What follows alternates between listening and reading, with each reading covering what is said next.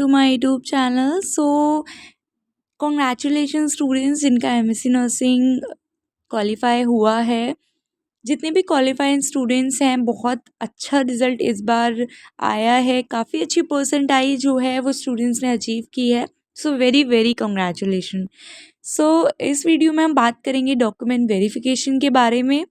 जितनी भी क्वेरीज आपकी डॉक्यूमेंट वेरिफिकेशन से रिलेटेड हैं कि यहाँ पर हमें डॉक्यूमेंट्स अपलोड करने हैं, कौन सी साइट पर करने हैं, कैसे करने हैं, कितने करने हैं, तो सारा कुछ इस वीडियो में हम कवर अप करने की कोशिश करेंगे। तो आई होप कि आपके जितने भी डाउट्स हैं वो इस वीडियो में क्लियर हो जाएंगे। तो जल्दी जल्दी से सारी बातें कर लेते हैं। So let's start the video. सबसे पहली चीज़ है कि इस बार भी सीट एलोकेशन जो है वो ऑनलाइन मोड पे रहने वाला है। चॉइस फिलिंग आपको ऑनलाइन ही करने को मिलने वाली है, ठीक है।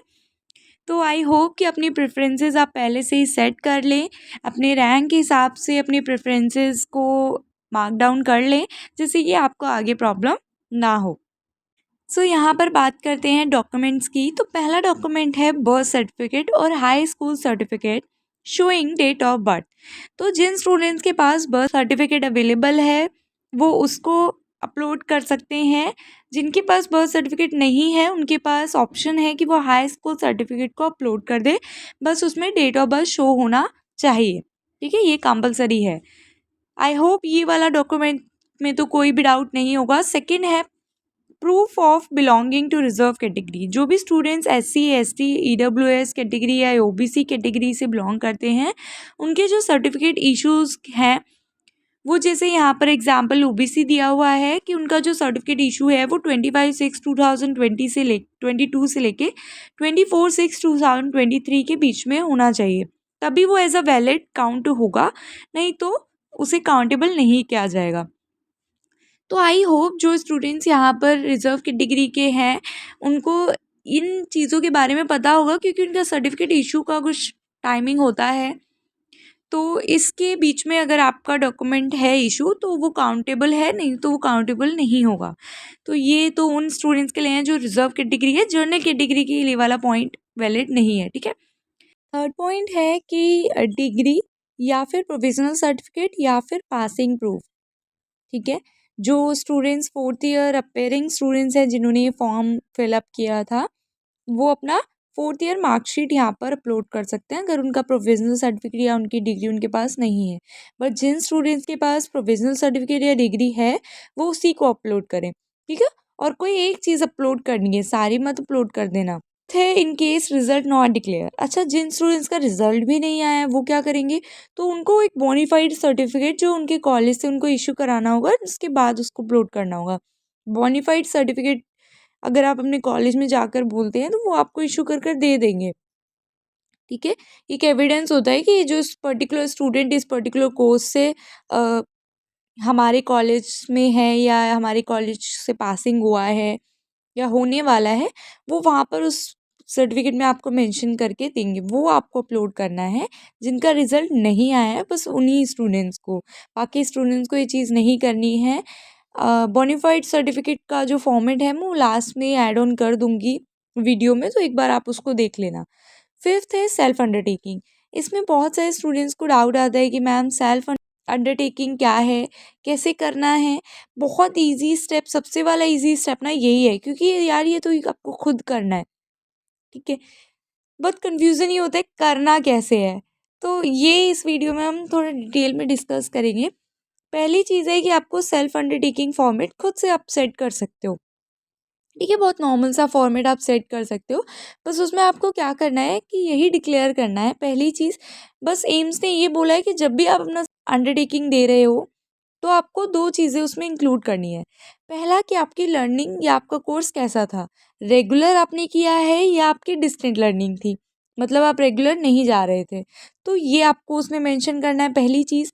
और दूसरी चीज़ है कि कंप्लीशन डेट इंक्लूडिंग इंटर्नशिप, कि आपके कोर्स की क्या कंप्लीशन डेट रही है, कब आपका कोर्स जो है वो कंप्लीट हुआ है इंटर्नशिप के साथ, ठीक है। वो डेट आपको यहाँ पर बतानी है।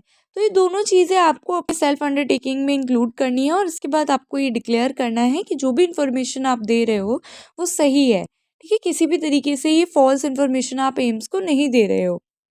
बहुत सारे स्टूडेंट्स हैं जो ये पूछते हैं मैम हैंड रिटन होगा या टाइपिंग फॉर्म में होगा, तो दोनों है। देखो यहाँ पर एम्स ने मेंशन नहीं किया है कि वो कैसे सेल्फ अंडरटेकिंग आप देते हो। हैंड रिटन भी आप दे सकते हो और अगर आपको टाइपिंग फॉर्म में देना है तो वो भी आप दे सकते हो। ठीक है, सिग्नेचर तो आप ऑब्वियस सी बात है ओरिजिनली करोगे, बट अगर आपको टाइपिंग कराना है तो आप टाइपिंग फॉर्मेट में भी दे सकते हो। इसका भी फॉर्मेट में वीडियो के एंड में थोड़ा सा डिस्कस करने की कोशिश करूँगी, जिससे कि आपके जो डाउट्स हैं वो क्लियर हो जाएं। ठीक है, लास्ट है 6 पॉइंट है मार्कशीट्स। आपको अपनी first second third fourth year की मार्कशीट जो है वो अपलोड करनी है। ठीक है, बीएससी नर्सिंग अपनी और पोस्ट बेसिक है वो तो आप अपनी अपलोड कर देना। 7th है रजिस्ट्रेशन सर्टिफिकेट, जिन स्टूडेंट के पास रजिस्ट्रेशन सर्टिफिकेट है वो उसे अपलोड कर देंगे। 8th है माइग्रेशन सर्टिफिकेट। अब यहाँ पर बहुत सारे स्टूडेंट्स के पास माइग्रेशन सर्टिफिकेट अवेलेबल नहीं होता, तो कोई हेक्टिक वाली बात नहीं है। जितने भी ऊपर के डॉक्यूमेंट्स हैं उन्हें आप अपलोड करना। माइग्रेशन अगर नहीं है तो मेरे जितना इन्फॉर्मेशन में है उस हिसाब से एम्स जो है वो थोड़ा टाइम आपको दे देगा माइग्रेशन सर्टिफिकेट के लिए। ठीक है, बट जो इम्पोर्टेंट मैंडेटरी हैं वो तो आपको अपलोड करनी ही है बेसिक बेसिक से। बट अगर माइग्रेशन जैसा सर्टिफिकेट अगर आपके पास अभी नहीं है तो शायद एम्स आपको थोड़ा टाइम उसके लिए आगे दे सकता है।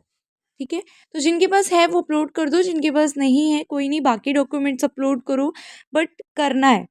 कि ऐसा नहीं है कि अगर एक भी नहीं है तो आप अपलोड ही नहीं कर रहे हो कुछ। जितने डॉक्यूमेंट्स आपके पास अवेलेबल है सारे के सारे डॉक्यूमेंट्स जल्द से जल्द आपको वेबसाइट पर अपलोड कर देने हैं। अब यहाँ बात करेंगे कि किस वेब, ये तो हो गई वो बात कि कौन कौन से डॉक्यूमेंट्स हैं जो अपलोड करने हैं।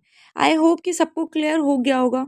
ठीक है, बाकी जो 2 फॉर्मेट में वीडियो के एंड में डिस्कस करेंगे वो आपको वहाँ पर और अच्छे से क्लियर हो जाएगा। अब है कहाँ करने हैं, तो उन्होंने वेबसाइट यहाँ पर मेंशन की है www.aimsexam.ac.in पर जाकर आपको अपने क्रेडेंशियल्स को लॉगिन करना है। ठीक, जैसे आपने एडमिट कार्ड अपना डाउनलोड किया होगा, ठीक है, आपके जो क्रेडेंशियल्स हैं आपके खुद पर्टिकुलर आपकी लॉगिन आईडी और आपके पासवर्ड वो आपके पास होंगे, तो उनको ही लॉगिन करके आपको अपनी प्रोफाइल ओपन करनी है।